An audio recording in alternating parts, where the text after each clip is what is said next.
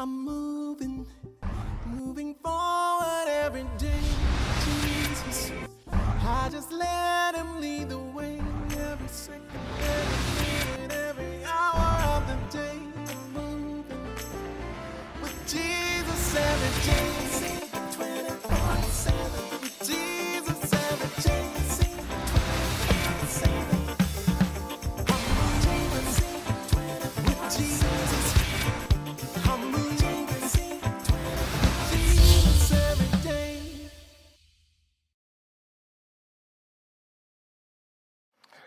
Welcome back to another episode, I Shouldn't Be Alive, featuring Michael Charles, a man who chose to live a life of being a vagrant, while God chose for him to be an evangelist.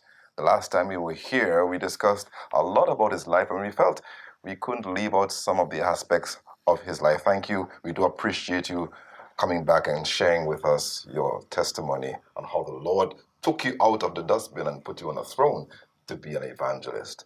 Here was a man who was in vagrancy for 21 years. My first question to you is, how did you know it was 21 years? Well, I used my prior to me getting married to my present wife. I had a relationship prior to meeting my wife, Right. and so I used my children as a compass. Okay. I was not academically inclined, Okay. so I didn't have much to go on. Right. So what I did is actually judge the age of my children. Okay. All right. But during the And- life of vagrancy, they weren't conscious of 21 or whether No. it's okay. And until the deliverance came. Okay. Then, I did the maths Okay. and work out the length of time that I was on So you the didn't know what year it was? No, I What never month? knew what day, what week, what month, what year it was. All I knew, Pastor, the difference is between day and night because one was dark Right. and one was light. Okay. My whole life was centered around drugs. Okay. I lived to use and I used to live. That was my life. I hear you. Were you ever conscious of what kind of life you were living? Like, hey, this is not right for me, or you were not too conscious of that? No, I was comfortable. You were comfortable? Yeah, I was comfortable because, as I told you previously, Yes. I really thought that I was a dog. Right. So, This is amazing. I mean, for you to believe that you were a dog, Yeah. only because people treated you like one. treated me like one. Right. I was set on fire. You were set on fire for what? How Yeah. did that happen? I was sleeping, and these guys were coming from probably a party or something, and I was sleeping underneath a store, and somebody just caught me on fire. Because the stench just didn't like you. No, I don't know why, for no reason. So what happened? How did you get out? How did they out you? Or how did you? Because I was close to the canal, I rolled myself into the canal and out myself. Of course, I suffer, minor burns and stuff.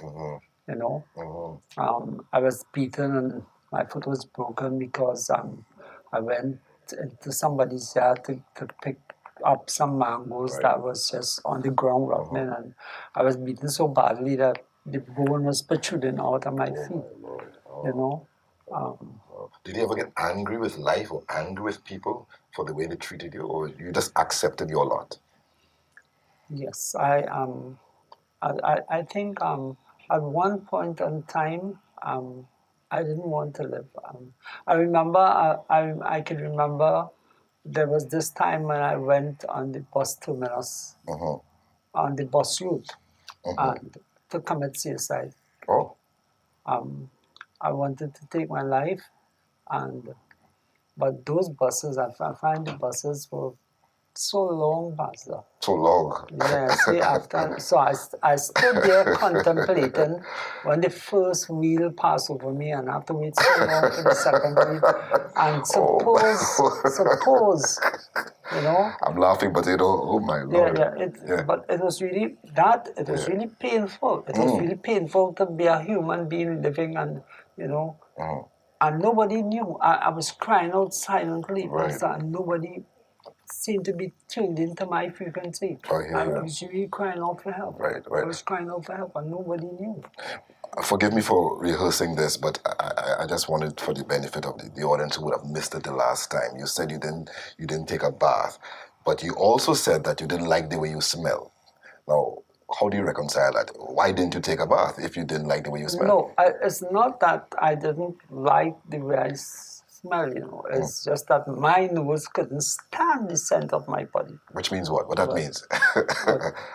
Because the stench that was emanating from my body, it went into my nostrils, and Right. I didn't like how it smelled. Well, take a bath. That didn't make sense. That's not what a dog does. Oh, okay. So you 'cause- just wanted to be a dog, Yes, regardless of how you yes, smell. Yeah. Oh my God. Because there are all types of dogs. There are dogs with mange, there are dogs, all Right, types of right, dogs. right. I don't see a dog beating anyway that, that would So make to take a bath is to deprive yourself of being. being a dog, Oh Lord. Oh my Lord. So I literally considered myself as a dog, Right, right. And so. And so now that you have, you've gone through that experience, because you see, in becoming a vagrant and in not bathing, there were some side effects of that, because your body will start secrete and stuff. Yes. Like that. Started.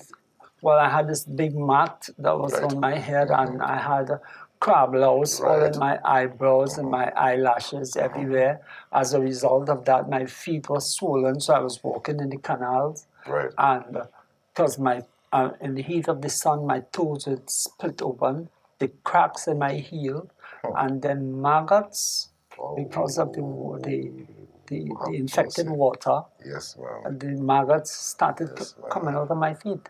Wow. You saw all of this? Yeah. That didn't affect you? Or you just I grew accustomed? wanted to die. I Okay. really wanted to die. At that point, I really wanted to die. Right. I really wanted to die. Right. Then I started to believe in this God.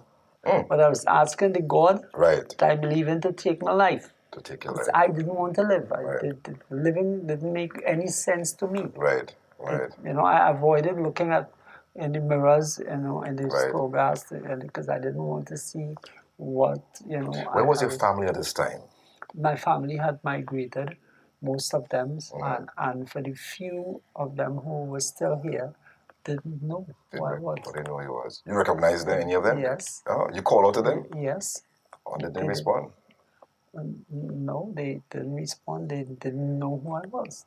But how would you know their name then? If I'm one of the members of your family, you call my name, at least I would want to know how you know my name. Well, They didn't. I guess they just. I never thought of it. Right. I never thought of it. Right. So let's talk about this transformation, because I'm sure some people are a bit disgusted by what they're hearing. But let's see how this transformation all turned out. Well, looking back at this young child, girl, right? Yes, and who's my father used to take me. When I had the opportunity, as I spoke about the last time, coming out from the garbage bin and walking up to her, and the tears running down her eyes and stuff. Her eyes, tears running down her eyes. Yes. Okay. And she recognized who I was, and that was a real strange moment. I froze at that point, because that was a real strange occurrence to me. Right. And to me, who was this child? That's right. And who was this young lady? Because she was not a child anymore. She was a young woman. She was the production coordinator of a company and all of that. Very brilliant, beautiful young woman. And she gave me this paper, and as I said prior, and eventually I ended up in the rehab. So the paper told you what? It was an address to the rehabilitation center. Right. And when I got to the rehabilitation center, in all the mockery and all of that, and my condition, I saw myself for the very first time in 21 years after I bathed, not recognizing that this is my complexion, because I was black like my shoes. Wow. And I was mindful to leave because... Were you shocked when you saw yourself? Yes, I was shocked. How did that affect you? I was shocked. It played on my mind because I couldn't understand. My mental faculties wasn't all together, gone. right? They're all And gone, I remember what bleach does, because I remember my mom using bleach. So I Right. thought, because of the fact that I was accustomed to people doing me wickedness, bursting my head for passing in close proximity to where there was catching me a fire, people shot at me at point blank range and all of that. Okay. Yeah. Just to get rid of you. Yes. Wow.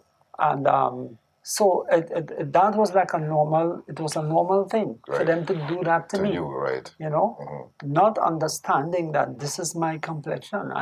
They were just trying to help me. Right. And I went along with the whole process because I was smelling food and it was good food. It wasn't like in the dumpster, you know.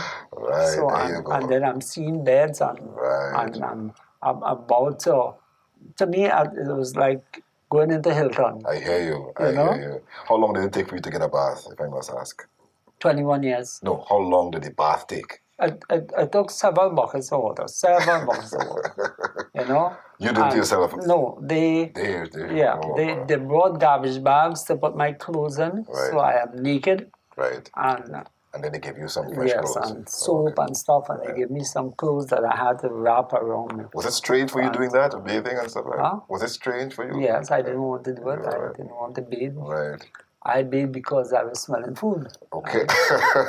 And I really didn't want to do the bath. So now that you got a bath, were you happy that, hey, okay, this is how I look? Or you still weren't, you were concerned about the food? No, I wasn't quite happy. You weren't happy? No, not that in the beginning. Oh, okay. Not initially. I was unhappy because they shouldn't. A dog, why they did that to me? Oh, so in your mind was still a dog? Yes, I was still wrestling. I was between a rock and a hard place. I couldn't understand, you know. I went along with it because, you know, like you chain a dog and you bathe the dog and the dog have no other choice than to stay there and get the bath. Right. That it was more or less something like that for me at that time. Did you ever bark or anything? That's a little bit funny. You did? Yes, I growled at dogs. When they growled at me, I growled back at them. This thing was serious, man. Yes, it was a serious thing. It was a serious thing. Right. And so people said that I was possessed. I was demon possessed. Or whether or not that was true, I don't know. Right. But that's a fact. Okay. Right? I went down and not only just, I would go down on my Fours, right? Yeah. To meet their height and growl at them. Literally, that's all. I remember that all on the streets. I would do that everywhere until. But there was a time too when I started. So when people started to tell me about this God and this Jesus, right? I remember distinctly. I used to stay on Frederick Street. And I can't remember what the name of the street was until years after, you know. And I would go, Jesus, Jesus, Jesus, Jesus, to the top of my voice, and people would just, you know, try to get me away from there, you know. And the more, like, you know, blind. Yes, right. Yes. The more they try to prevent you, is the more And louder you went. The louder I called. I tell you. And he came. The Bible said that he was lived in 1909. Pastor, listen, I am a living testimony to the goodness of God. And I know that God is real. Come on now. I know that God is real. I am living proof. They want proof? You want proof? I am living proof that God is real. Amen. A living testimony that there is a God. Come on now, man. You know? Yeah. And let me tell you how good God is. The plan and purpose of God is, God said that what shall not be revealed unto the wise and prudent shall be revealed unto the babes and suckling. That same little child in whose year I was in, who I met on the streets, who gave me that paper the first time, and I sold the food stuff and came when I was in rehab. Somebody asked me, do you have another name? And I said, Orlando. And the person said, well, there is a phone number here for you. And I am like, duh, a phone number here for me? Nobody knew who I was. Not even my family members knew who I was. So why a phone number would be here for me? I had no idea that this young lady was a Christian. Wow. And she prayed to the same Jesus. Come on now. And asked him to guide me to that place. And whenever I got to that place, that she would be informed in less than half an hour. She was on that facility. And she said the same thing to me. She said the first time. She said, listen at me. She said, if you stay here, she said, I'm going to follow you. Wow. Pastor, 16 years has passed since that day. Right. And that young lady is still following me. She's still following you? Yes. As a matter of fact, I say that to say the 21st of March coming will make it 14 years since that same little child married me. My And Lord, become my have wife. mercy, have mercy, have Today, mercy. she is not just my wife. She is my lover. She is my missing rib. She's my confidant. She's my best friend. She's my everything after God. She put lyrics in your mouth too, man. Yes. Oh, come on, man. After God, she's my everything. I love to call her my Esther. Okay. Because in the face of adversity, when even family on both sides of the equation stood against her, she said like Esther, I will go before the king for this man. Yes, and if I perish, I perish. You know? So that young girl who was looking at you from since when she was smaller, it was like God looking at you. Yes. Listen, 16 years has passed, and I still look at my wife and cry. And sometimes, and I know I'm going to be selling myself all because she got to realize my secret. I look at her and I cry, even after 16 years. And sometimes she say, Mike, what happened to your eyes? I just do walking. So I tell her, Gil, when I was working today, something got in my eyes. But it's not the truth. Every time I look at my wife, I see the love of God. I see the goodness of God, Pastor. I see the goodness of God. Let me tell you what some of my names was. I was in prison probably more times than you can imagine. I've been to prison, and some of my names were ex-con, vagrant, piper, jailbird, thief, bandit, you know. When I met Jesus 15 years ago, all of that changed. Today, I sit here not as a vagrant, not as a jailbird, not as an ex-con, not as a piper, and all of that. I sit here in my capacity as an ordained evangelist. I travel extensively. I've traveled extensively. I've ministered to ministers.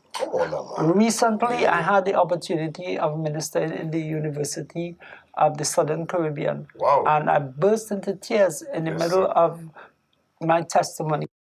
Because here it is, a man who was once a vagrant on the streets for so many years, 33 years as a drug addict, is now standing in an auditorium with hundreds of people, ministering to people with their bachelors and professors and all of that, Pastor. And I mean, I am not as academically inclined. Listen, I am not as articulate and as profound and as eloquent as most people. You sound good to me, though. Yet God will use me to minister to these people. But the Bible says that He will take the foolish things of the world to confound the wise. You know? So the honor and the glory is to God. You know? What's your wife's name? Elisa Charles. She's looking at you right now. What would you want to tell Alicia, is that, or Lisa? Lisa. Alisa Charles. Lisa Charles. Yes. Could you tell her something? I love you so much. You are my missing rib. You are the love. You are the love of my life.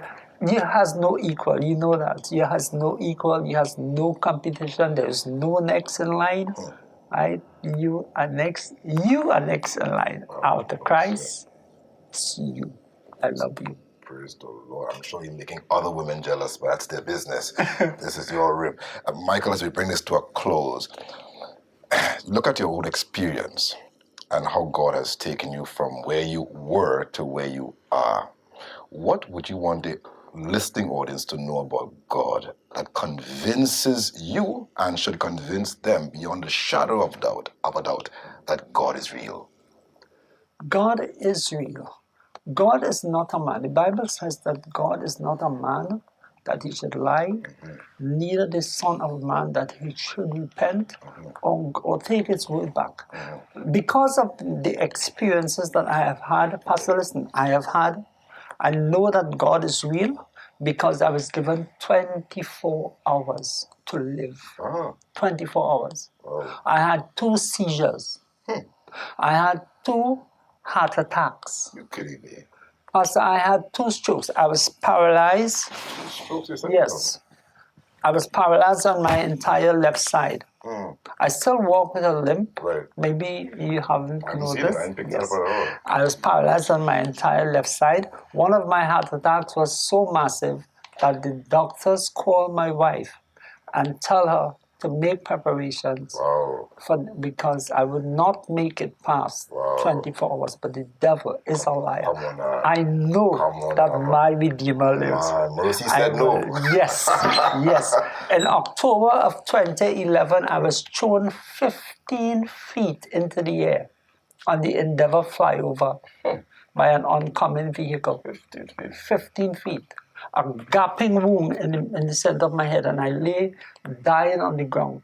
And I felt the life coming out of my body. But that time, I'm so grateful that I had a relationship with God. I called out to Jesus. And that's when mercy said no. Oh, Jesus. He came. Come on. Hallelujah. I am here. 7 years ago, they gave me 24 hours to live. 7 years after, I'm still here. Yes, man. I'm still here. It's not over until God says it's over. Amen. Amen. Amen. Amen. Amen. Amen. We are not over. We just come to an adjournment. Oh, Lord, this is awesome. God is an awesome God. I'm excited for you, and I'm excited for what God can do to your life. If you're feeling the excitement, just surrender your heart to Him. Give your life over to JC 24/7 and watch Him work in your life, exceeding abundantly above all that you can ask or think, according to that faith power that worketh in you. Thank you once again for joining with us today. And the next time we are through to you, we hope that your life would have been changed until Christ comes back. Thank you again. We look forward to seeing you on JC 24/7.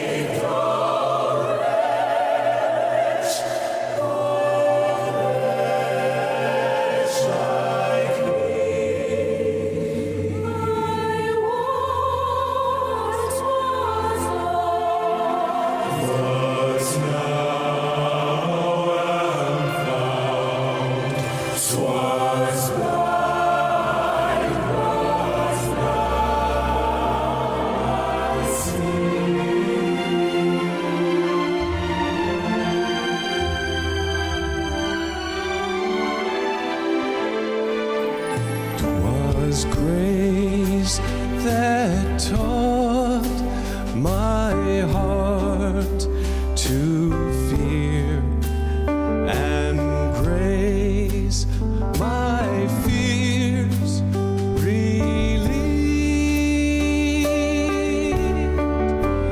How precious did that grace appear the hour I first believed.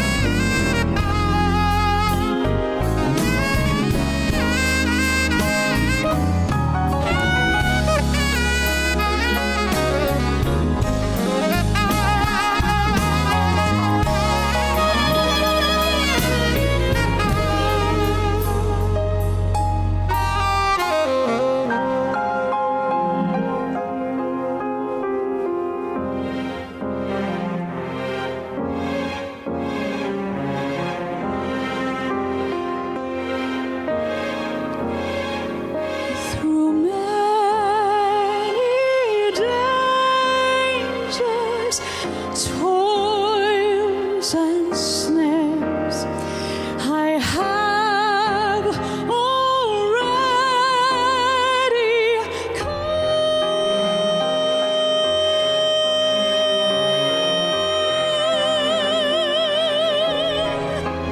was grace that brought me safe thus far, and grace will lead me